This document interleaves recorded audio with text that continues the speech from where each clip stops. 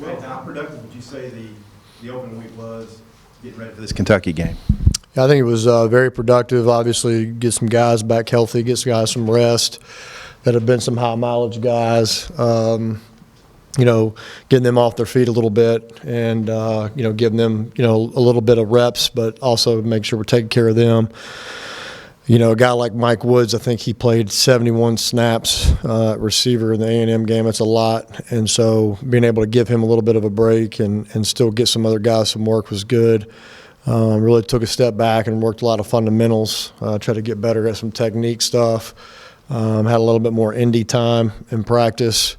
And as well as, balancing out and start working on Kentucky. So it was a good week, but excited to get back into game week this week. It's got to feel pretty good, I guess, to get all your starters back, I guess, with your 3 wide receivers and your tight end. I think you've only had 2 games where they've all been out there at the same time. Yeah, it feels good. It's always good to be healthy coming off of a bye, getting some guys back healthy. So we're looking forward to having everybody pretty much at full strength and see what we can go do. Tyson Marsh is a guy that's gotten extra reps with the injuries you've had. Now you're getting healthier. What role do you see him playing? Just what have you thought about his play up to this point? What's he doing to put up some pretty good numbers? Yeah, first of all, we were holding out hope that Trey would play in the A&M game and couldn't go. So, first of all, Tyson, I can't say enough good things about what he did and was able to play a position that really he hasn't practiced a whole lot. That just shows you that he is preparing himself, that he's working extremely hard at preparing mentally at every position. And I think that, when you're a guy like Tyson, a guy that's very versatile, can play multiple positions, you got to be able to know what you're doing to get in the game. And if somebody does go down, you can fill in that spot. So I think, Tyson, we're going to, again, we had guys play 71 plays at receiver. That's way too many. And so, I think more than anything, just getting guys a break and being able to use a guy like Tyson and other guys that we're trying to get back healthy, that'll help our guys be a little bit more fresh in the fourth quarter, so they're not playing the whole game out there. That's really tough to do. So I expect him to continue to get a lot of snaps and help us, and as much as he's been helping us the first couple weeks. He is. I mean, not really a surprise this year, more last year in our year one. But, he made some plays last year. He caught a couple touchdowns, I believe. I remember him making a heck of a catch on our sideline last year. I want to say it was against Alabama. So, he's shown to be a guy that we can count on in year one. I think more of a surprise last year than this year. How much can you count on Ty Clary and Colton Jackson this week? And also just what kind of progress did you feel the off week did as far as getting some depth in the offensive line? Yeah, it was huge, just like it was at all positions, to get guys reps that hasn't got a whole lot of reps. But I fully expect Ty and Colton to be back and be ready to go. I would be shocked if they didn't play. So excited to get those guys back out. We'll know more later in the week and tomorrow, especially when we're practicing. But I think those guys will be fine this week. Hey, Joe, what's your take on what Kentucky's doing on defense and the opportunity with a week off to, put some new looks out there? What do you expect from those guys? Yeah, they're obviously Coach Stoops has been there a while and really implemented his scheme, and you can tell they fly to the ball, they run around, they're huge up front. Both nose tackles are 360 plus, 361 and 371 is what they're listed at, I believe. And so they're thick inside, hard to move.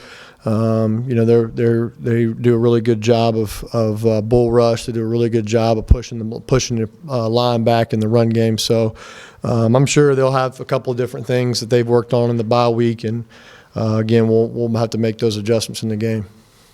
What will it be like having Jordan Jones back this week, and what can he give you? Yeah, I'm hoping to have Jordan. I know the other day coming out of practice, he was a little sore. But, anytime you can get a wide out back, again, you take reps off other guys and keep them fresh in the fourth quarter, like I was saying. But Jordan obviously on film from last year, especially on film, he's shown to really be able to stretch the field vertically and run by people. So hopefully he's healthy, and hopefully we'll be able to use him down the field some. How do you feel like Nick's doing coming off the injury he had against A&M, and he's got 7 picks. What do you have to do to cut down on the interceptions? Because he seems like he makes some real good plays, but obviously the turnovers are an issue. Yeah, I guess I got to coach better. Make sure he doesn't throw those interceptions, and do a little bit better job there of teaching him what we want on certain plays and taking that off of him. And eliminating those turnovers maybe through play calls or whatnot. But I think he's feeling a lot better. I think his elbow's feeling much better. We wore a compression sleeve last week, so I fully expect him to be full speed coming up this week. But Nick's he's started certain, I don't know how many games now for us, but he's still developing. He's still developing our offense. He's still learning, and that's things we can do to help him and take some things off of him and make it a little bit easier. Joe, are there freshmen on your scout team that haven't played yet who you've been impressed with and think might work their way into game action? We're thinking, a guy like Amante Spivey, is close to getting some game action. We're trying to, bring on Bo Limmer, trying to continue to bring him on. Brady Latham has done a really good job. Hudson Henry is getting closer. A guy like TQ Jackson, I know he's played in 3 games, but he's getting closer to being able to take some more snaps. So, there's a lot of exciting young guys. Again, they're just freshmen in the SEC, and it's tough. It's tough to do what Traylon and Trey are doing, and even Ricky. So, those guys are going to be good players. They just got to continue to develop. Henry's getting closer. What is it in particular that he's getting closer to, and what do you need to see more of him? Just being more confident, understanding that he deserves to be here. He's a good player. He's just, again, he's young, and just understanding that, hey, you can do this. You can block those guys. You can run routes and win versus man coverage, or win on a linebacker or whatever. He's really getting better and starting to understand and get a little bit more confident in himself when it comes to those things. Okay, I want to ask you about 2 guys. One, C.J. O'Grady, just the game he had, how it rates in terms of what you've seen from him. And then what did it mean to you that Ben Hicks came in and executed your game plan as well as he did? Well, C.J., is doing some really good things for us. Obviously, he's being able to make some plays, and even yards after catch has been pretty good. Wish we could have got him the last ball there in the very end. I think we win if we can get the ball off on the last play. And when you're in that situation, you're always thinking players, not plays, and trying to get the ball to one of your best players when the game's on the line. And couldn't get it done, but was trying to get him that ball there in the back pylon. And on Ben, I mean, it just shows you how tough that kid is. I've been telling y'all how tough he is. To lose his starting job and to come in those circumstances, and I think you saw how comfortable he was running the offense. I think you saw how competitive he was when he pulled it down on 3rd and 17 and ran for 14, 15 yards, however long it was, 13 yards, to put us in a position to try to win the game at the end, but breaking tackles. I think it just speaks to the kind of kid he is, kind of player he is, kind of character he has. And again, I can't say enough about him and all that he's done to this point. How was KJ coming along, and how did he look last week in those extended periods? Yeah, KJ, I mean, he got a lot of good reps. I was really excited about getting to work with him a little bit more. Obviously, not trying to get ready for a game. You can spend a little bit more time with him, and even last night we were spending some time. So. I thought he did take a big step last week, honestly, getting some reps in scale, getting some reps in team. He did some really good things with his legs, as well as sitting in the pocket and throwing the ball. So he's just got to continue to learn mentally. He's a very sharp, smart kid. It's just about doing it and repping it. And, he's got to know it in the meeting room. It's what we've shared with him. You got to know it in the meeting room and take it out on the practice field. and go do it and go execute it. So he's getting closer with that, but I thought last week was a big step up for him, and he had a really good week. Learning the offense, what are some other things that KJ has to work on, or that you guys have worked with him, like mechanically or footwork, any of that stuff? Well, I mean, not getting into too much detail, but there's just certain things where, I think he becomes a little inaccurate. He kind of bends at the waist a little bit instead of at his knees. I'm trying to really work on his posture in the pocket, getting the ball out a little quicker. Sometimes he doesn't point the ball back and really get the whipping action of the ball. The ball kind of just stays there and it kind of pushes it. So there's certain things within his motion that needs to be cleaned up, not really fixed, but cleaned up a little bit. That I think will make him a little bit more accurate of a passer. And a lot of playing quarterback is with your feet. A lot of people, that's a big misunderstanding, that people think that it's all about your upper body, but it's really about getting your feet in a position that when if your feet are in the right place, your hips are open and you're able to throw the ball, especially throwing the ball to your left. And that's one thing he's really worked on, and we've worked on with him. So that's the kind of things we're kind of harping on him every day and really slowing it down in the meeting room and pausing it and slow-mowing it and really showing him.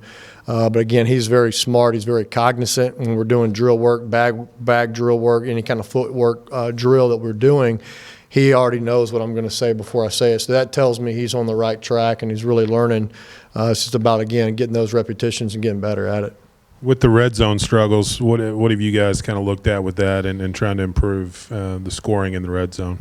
Yeah, I mean, I think if you look at it, I think the biggest thing is we just got to quit turning it over. I mean, that's the main thing is, just doing what we do. Again, everything kind of condenses the closer you get in the goal line, obviously. And so, we've got to be able to make plays on the perimeter, get the ball outside a little bit more. But the main thing is just taking care of the ball and understanding that, hey, every drive ends with a kick. That's our mentality. It's okay to punt at times.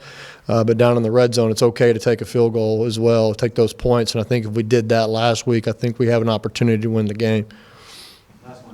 As far as Kentucky's defense, just what do you see out of it? And since they've had an open week, do you look for them to do anything different, perhaps? Yeah. Anytime you have an open week, I mean, we're going to do things differently. They're going to probably do things differently. I think anytime you get a little extra time and you get a bunch of coaches in a room with a little spare time, I think you're always going to draw something up that you feel like is going to be pretty good. So I'm sure they'll have something. Again, very impressed with their front, their line. They're thick guys. They're hard to move. My favorite player over there is number 56. I think he just plays hard. He's a senior. He plays extremely hard. He plays around the ball. You can tell he loves football. He loves the game. They do a really good job with him running around. I like number 4 as well. I think he's a good young player for them. Does some really good things. But I think when you look at them, I think the strength of their defense is up front. I mean, they got 2 seniors and a junior up there. So, that's the challenge, is just being able to, corral those guys, get them moving early in the game and seeing what we can do to have some success early. Thanks, guys.